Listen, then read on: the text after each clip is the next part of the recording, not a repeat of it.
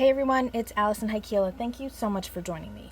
We are going to make a quick card today using the Hero Arts Cling Stamp of the Month for July 2025, and we'll probably be adding in part of the card kit of the month as well. I really love this stamp, and I haven't gotten to use it as much as I would like, so we're gonna work with it today. But first, we're gonna make a really quick background with these inks and my gel press, and not a whole lot of effort. So this week I was on Card Chaos with my friend Irene, and I was a guest, and it was so much fun. So make sure you check out my live tab, where the community tab is and the videos tab is. Make sure you check that out because we had a great time. The premise is that you need to make a card in 15 minutes or less. And it is not easy, but it is so much fun. And I did break out my gel press for it, and I had a great time. And Irene made a beautiful card with some Spellbinders die, featuring one of the dies from the Ciao Bella. What is it? Something about Amalfi. I forget. But anyway, so I added my ink, and now I'm going to just carefully roll it a little bit just to get those lines to blend. Just a bit. There we go. Good. I used Cummerbund, Aquatini, and all that jazz from Catherine Pooler. And now I'm going to take this. I have it on a thin acrylic block so that I can see where I'm placing it. And we're going to just lay this down. I'm not doing anything fancy today. This is just a quick way to get a lot of color down without a whole lot of effort. So anyway, make sure you check out Card Chaos. I'll be sure to have Irene's channel linked in my description box. That's pretty. We're going to add a little bit more ink though. A little bit more. So let's do this again. Cummerbund. Like so. And then Aquatini.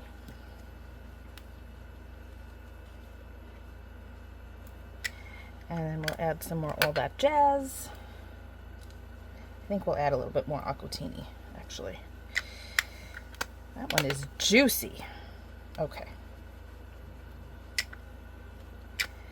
And it's okay if you don't really see the color. Don't worry about it. It's there. I promise. Okay. Why isn't my roller rolling? Odd. Okay.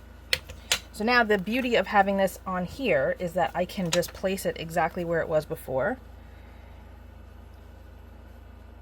It's like working with a layering stamp, right? Okay.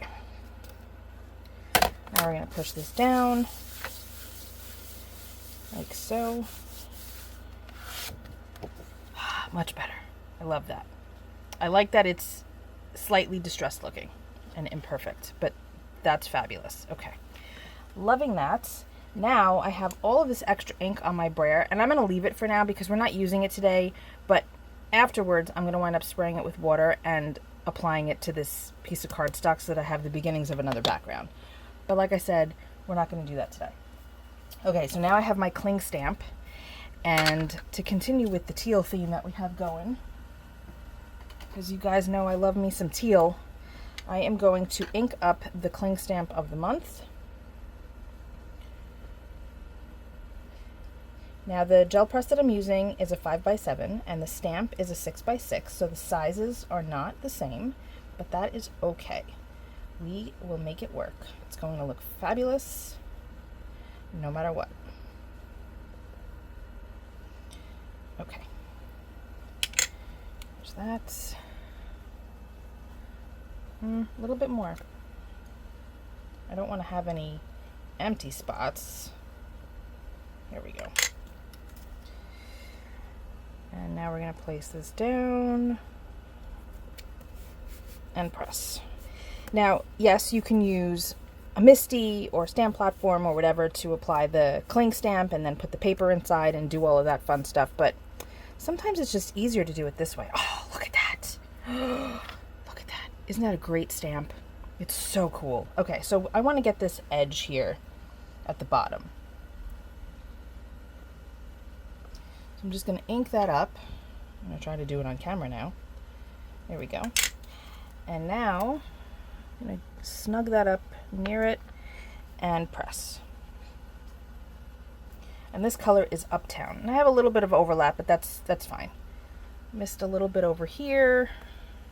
Getting it all over my fingers, but that's part of the fun, in my opinion. Okay, we'll probably stick with this. Wow, guys. This upper area anyway. I'm going to clean off my stamp and my fingers, and then we'll keep going.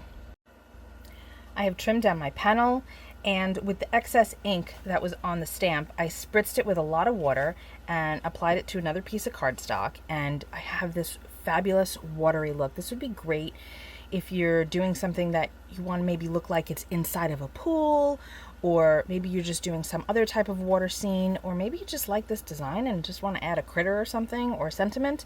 It's a great start to another cool background. So I'm going to keep that off to the side for another day, and this is what we have. So I could potentially chop this in half and make 2 panels for an A2 size card that would be like 3.5 by 5, but I really think that I want all 3 colors on here. So I have this, I guess it's an isolation tool. My son printed this on his 3D printer for me, and it helps me decide like where I want to trim things. If you've watched my videos before, you've seen me break this out a number of times. You can make this out of cardboard if you don't have a 3D printer, but it helps me see exactly where I'm going to cut things. And the interior here is 4 by 5.25, which is typically the size of a background that I use so that I have a border on my A2 size card. So I like how this looks. I want just a little bit of this darker color at the bottom, and I'm going to trim this down and then we'll move on. I've got this all cut down, and you can see that I have some extra pieces, which is great. I can use them at another time. And now I'm going to show you part of the Hero Studio card kit of the month for July 2025 from Hero Arts. You may have seen me work with these already on my blog, but we're going to use a sentiment from here. And then I think I want to have an arm with a coffee cup. I've got a card on my blog already using the feet, the legs, the arms, and a coffee cup already, but I want to do another one because it's just so fun and simple. So I am going to die cut the arm and the coffee cup. And this is the cuff for the sleeve, but I don't really want to give this person a sleeve. What I want to do though is give them a bracelet. And this is like the 3rd time I've done this. I'm going to give them a bracelet.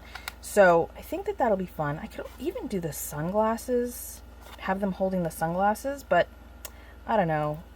Maybe the coffee cup. I'm going to start die cutting, and then you'll see what I come up with. Okay, we've got this all cut out, and we're going to do a couple of quick things to make all of these pieces really stand out. So first, we're going to give our arm a little bit of shading and color. So I've got my Waffle Flower Shader Plus 1 brush and Desert Sand Memento ink. And I'm just going to apply some color to the fingers and the outside of the arm, because that's where you would get a little bit of color if you were out in the sun.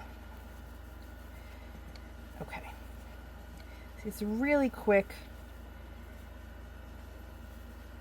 bit of shading. Okay, now I'm going to do the thumb a little bit.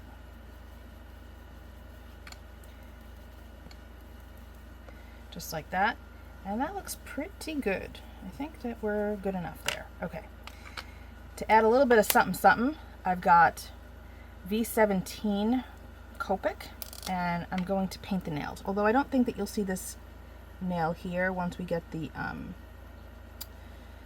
coffee cup in the hand, but hey, it's all right. There we go, just a little something extra. Now we have the lid, and I've got C1. Just going to add a little bit of shading, not too much. Just want to make it look sort of dimensional. There we go. It's very subtle, and that's all I want. This is my bracelet, and again, this is technically the sleeve for the sweater, but I think it looks really great as a bracelet. And then I'm going to take the desert sand again and use it on my coffee holder.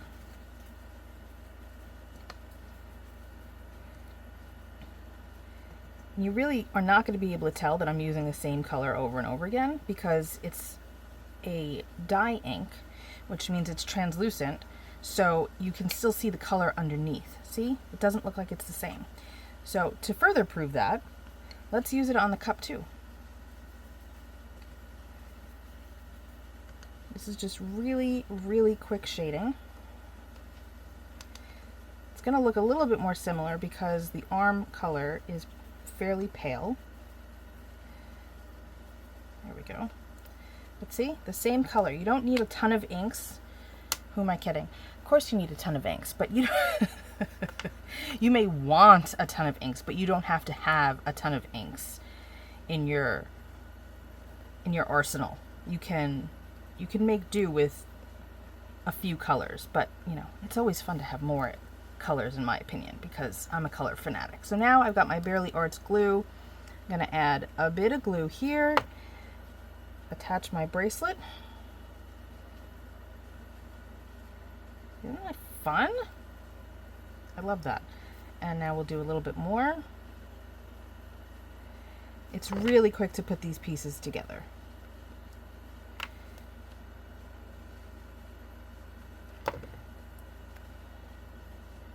And now we have our finished cup, and our person is going to hold said cup like that.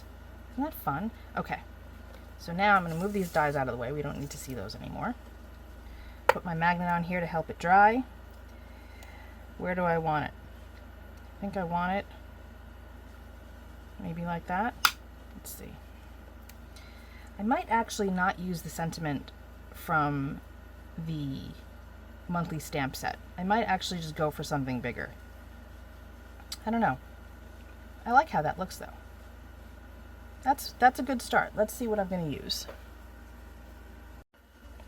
So after thinking things over a bit, I decided I wanted to have some sort of grounding point for the arm. So I die cut a piece of vellum with this frame, this arched frame. This is from Spellbinders. These are the Essential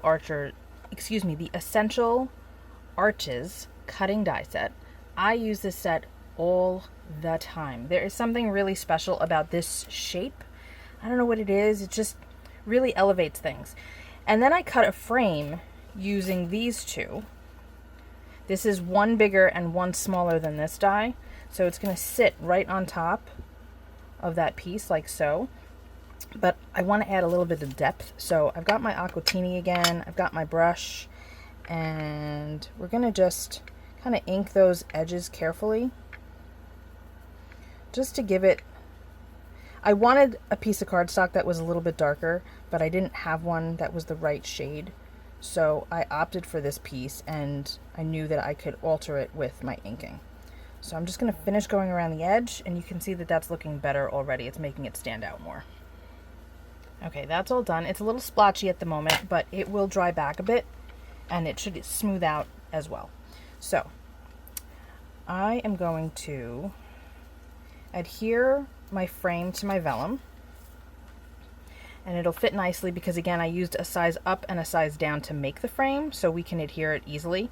And then I'll get my, do I want the hand in the frame or on top of the frame? I guess in the frame, right? That would make sense. Yeah, okay, so let's do that first then. Okay, now I have to think. I think I want it coming from the corner. Yeah. And then we have a spot for our sentiment. So maybe I will actually use a sentiment from the card kit because I think that that's going to work out well now that I have this grounding area. Okay, perfect. So we're going to add some glue. And we'll add our coffee cup like so. I didn't put glue on the fingers too much because I need to get the coffee cup in there. I don't want to stick it down all the way yet because, again, coffee cup. Okay, we're going to go like that. We're going to go like that. Got some oozage. Okay, now I've got this magnet that we're going to stick right there, and I'm going to put glue on the frame. Okay, just want to make sure we get that on there pretty well. Like so. More with the magnets. Okay, now we get to choose our sentiment. There's a stamp set. We've got a few here. Just keep going. You go, girl. Take it slow and go your own way. Based on the size of this space here, I'm feeling take it slow and you go, girl. I think we're going to go with take it slow. Yeah, that's a good option. Okay, I've got that mounted onto my acrylic block. We're going to use Uptown to ink it. Don't want to push too hard because then you'll get some inky oozage. We don't want that. Making sure I have a lot of space around it because we have the accompanying dies. And we have it here. And now I'm just going to die cut that. Okay, that's all done. And now I can trim off the excess of the arm that's showing. Get that out of there. And the bottom piece here. And now we have plenty of spaces that we can add glue to our vellum so that it'll stay put. Look at that. See? And you can still see the cool design in the background, but it's dimmed a little bit, which I love. Makes it really interesting. There we go.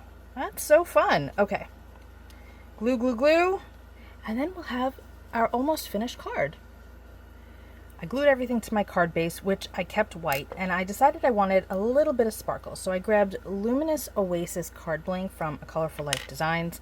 I have my On Point glue and my pokey tool and my jewel picker. And now we're going to just adhere the sequins right to where the vellum is. This is such a pretty color. It's so shiny too.